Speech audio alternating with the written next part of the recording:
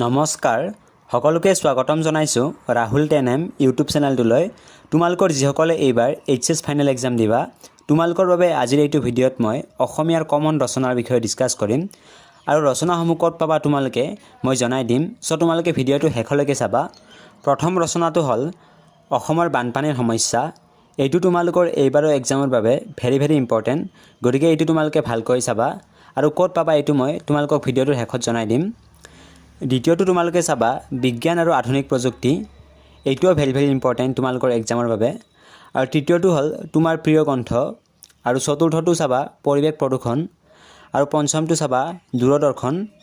আৰু শেষত তোমালোকে এটা চাব পাৰা বা নাচালেও কোনো কথা নাই নাৰী শিক্ষাৰ প্ৰয়োজনীয়তা এইটো ইমান ইম্পৰ্টেন্ট নহয়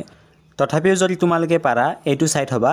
এই ৰচনাকেইটা তোমালোকে ক'ৰ পৰা ডাউনলোড কৰিবা সেইটো জনোৱাৰ আগতে তোমালোকক মই এটা কথা জনাব বিচাৰিছো যে তোমালোকক যেতিয়া এখন ৰচনা লিখিবলৈ দিয়া হয় সেই পেপাৰখনত তোমালোকে লক্ষ্য কৰিলে দেখা পাবা যে তাত কিছুমান পইণ্ট ধৰি দিয়া থাকে আৰু সেই পইণ্ট কেইটাৰ ওপৰত যদি ভিত্তি কৰি তোমালোকে এখন ৰচনা লিখা তেতিয়া হলে তাত তোমালোকে ফুল মাৰ্কস পাব পাৰিবা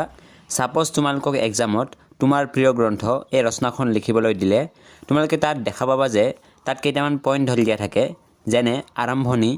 গ্ৰন্থ আৰু গ্ৰন্থকাৰৰ পৰিচয় পঢ়ি ভাল পোৱাৰ কাৰণ মানে তোমালোকে ৰচনাখন পঢ়ি কিয় ভাল পোৱা বিষয়বস্তুৰ আলোচনা আৰু সামৰণি এই গুটেই পইণ্টৰ ওপৰত যদি ভিত্তি কৰি তোমালোকে ৰচনাখন লিখিব পাৰা তেতিয়া হলে তোমালোকে সেই ৰচনাখনত সম্পূৰ্ণ মাৰ্কস পাব পাৰিবা আৰু ৰচনাখন লিখোতে তোমালোকৰ বহুতে এটা বস্তু ভুল কৰে সাপোজ তোমালোকক তোমাৰ প্ৰিয় গ্ৰন্থ ৰচনাখন লিখিব দিছে বহুতে এনসাৰ কৰোতেও তোমাৰ প্ৰিয় গ্ৰন্থ বুলি লিখি দে কিন্তু এনসাৰ কৰোতে মোৰ প্ৰিয় গ্ৰন্থ বুলি লিখিব লাগে সো এইটো তোমালোকে বিশেষকৈ ধ্যান দিবা তোমালোকে এই ৰচনা কেইখন ক'ৰ পৰা ডাউনলোড কৰিবা সেইটো জনোৱাৰ আগতে তোমালোকলৈ সৰু এটা ৰিকুৱেষ্ট তোমালোকে যদি এই চেনেলটোত প্ৰথমবাৰৰ বাবে ভিজিট কৰিছা তেতিয়াহলে প্লিজ এই চেনেলটোক সাবস্ক্ৰাইব কৰি কাষত থকা বেল আইকনটো প্ৰেছ কৰি দিবা আৰু ভিডিঅ'টোত এটা লাইক কৰি দিবা সো তোমালোকে এই ৰচনাটো ডাউনলোড কৰিবলৈ হলে তোমালোকে পোনপ্ৰথমতে তোমালোকৰ মোবাইলত থকা গুগলটো ওপেন কৰি লবা তাত গৈ তোমালোকে সাৰ্চ কৰিবা ডেইলি আসাম বুলি তোমালোকে সাৰ্চ কৰিবা তাৰপিছত এনেকুৱা ধৰণৰ ইন্টাৰপেজ এটা ওপেন হ'ব ইয়াতে তোমালোকে প্ৰথমতে যেটো দেখিবলৈ পাইছা ডেইলি আসাম ইয়াতে ক্লিক কৰি দিবা ইয়াতে ক্লিক কৰাৰ লগে লগে এনেকুৱা ধৰণৰ পেজ এটা ওপেন হ'ব ইয়াতে ওপৰতে তোমালোকে তিনিটা অপচন পাবা সাবজেক্ট কুইজ আদাৰ্স তোমালোকে আদাৰ্সৰ অপচনটোত ক্লিক কৰি দিবা আদাৰ্সৰ অপচনত ক্লিক কৰাৰ লগে লগে তোমালোকে ইয়াতে অলপ স্ক্ৰল কৰি আহিবা তলত তাৰপিছত তোমালোকে এটা অপচন দেখিবলৈ পাবা ইয়াতে অসমীয়া ৰচনা এই অপচনটো তোমালোকে ক্লিক কৰিবা ইয়াতে ক্লিক কৰাৰ লগে লগে তোমালোকৰ ৰচনাসমূহ ইয়াতে শো কৰিব তোমালোকে ইয়াতে দেখিবলৈ পাইছা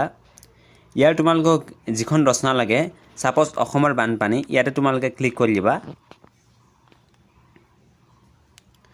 তো ইয়াতে তোমালোকে দেখিবলৈ পাইছা যে মই যিবিলাক পইণ্টৰ কথা কৈছো সেই ধৰণে ইয়াতে লিখা আছে সো তোমালোকে ইয়াৰ পৰা এইখিনি গোটেইখিনি কপি কৰি লবা নাইবা বহিত লিখি লবা সো আজিলৈকে ভিডিঅ'টো এইখিনি আছিল তোমালোকে যদি ভিডিঅ'টো চাই ভাল পালা তোমালোকৰ বন্ধুবৰ্গলৈ ভিডিঅ'টো শ্বেয়াৰ কৰি দিবা থ্যাংক ইউ সো মাচ